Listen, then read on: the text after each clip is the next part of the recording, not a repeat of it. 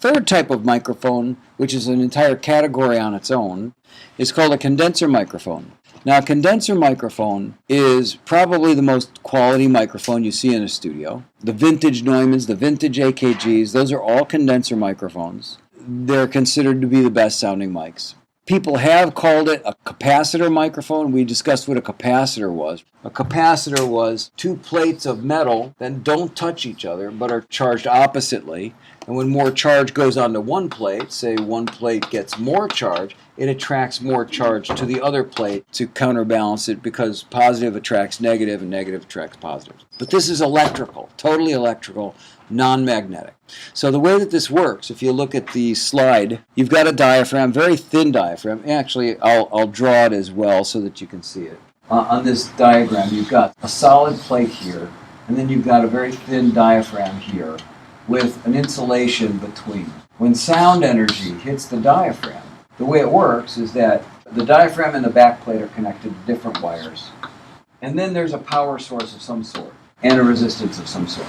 And these all connect. As sound hits the diaphragm moves. It is already charged with positive or negative energy from your power source of your battery. So we've got a battery charging up the condenser microphone. So one side is positive, one side is negative. And when sound energy hits the diaphragm and it moves back and forth, it gets closer and further away from the back plate. When it gets closer to the back plate, it attracts more of the opposite charge. When it's further away, the energy attraction is less, and these go the other way, and you get less of it. So you get some current flow this way and this way, going back and forth through this system. And since this is a resistor, you've got current flowing through a resistor, and that voltage is detected and sent out. And it's very, very, very small amount of voltage fluctuation. Inside the microphone itself, there's usually a small preamp that actually gives it a little amplification so that it can come up to the normal microphone level, so that it can be acceptable to go into a microphone mic preamp, which is actually a special amplifier to bring microphones from their very low level to the standard level of the studio, which is line level.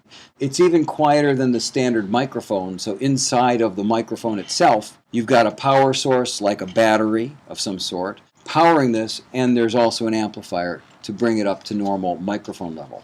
That tells you how sensitive they are. Very small fluctuations can be detected by this circuit, so it's an extremely sensitive microphone. The other way that this is powered up, and condenser mics don't work unless there is power. If there's no power, condenser won't work because it only works on electrical charge. It doesn't work on magnetism of any kind. Whereas the moving coil dynamic and the ribbon microphone work with no power source at all. It's just the principle of magnetism and electricity and how they interact. But this needs a power source to create the system whereby you can detect small motion in the diaphragm. The ways that you can power it up is with a battery. Let's say you're on location at a film shoot and you really want to use a condenser microphone. They've got these microphones with battery packs inside the microphones.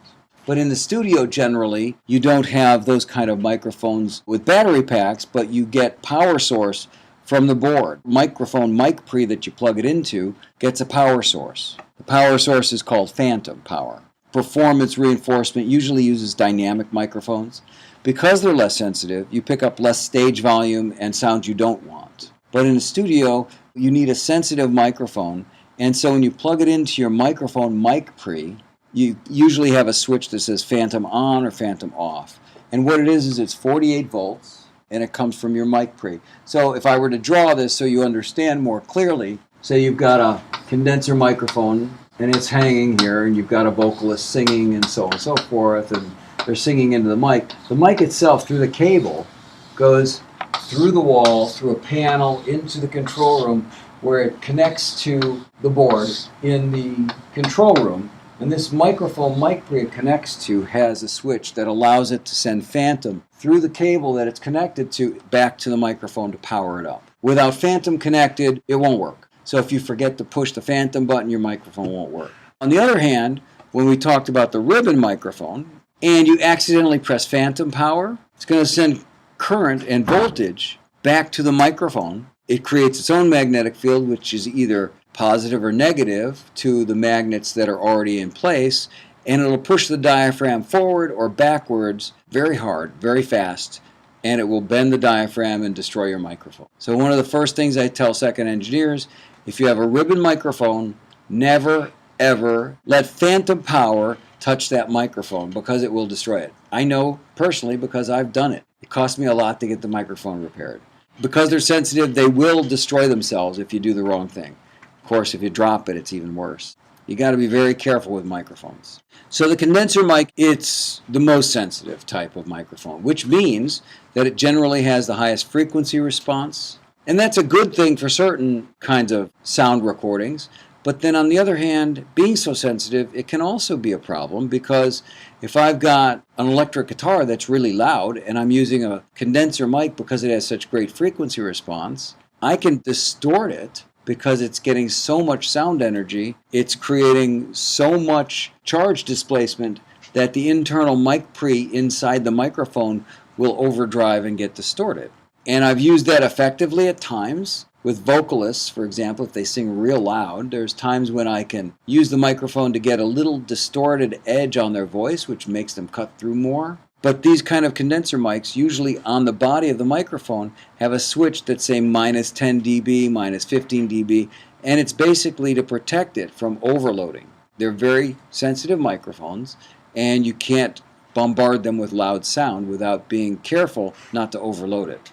But then on the other hand, a microphone that's less sensitive, like a moving coil dynamic, is just perfectly suited to go in front of a guitar amp or to sit in front of a snare drum that's being hit, that's really loud.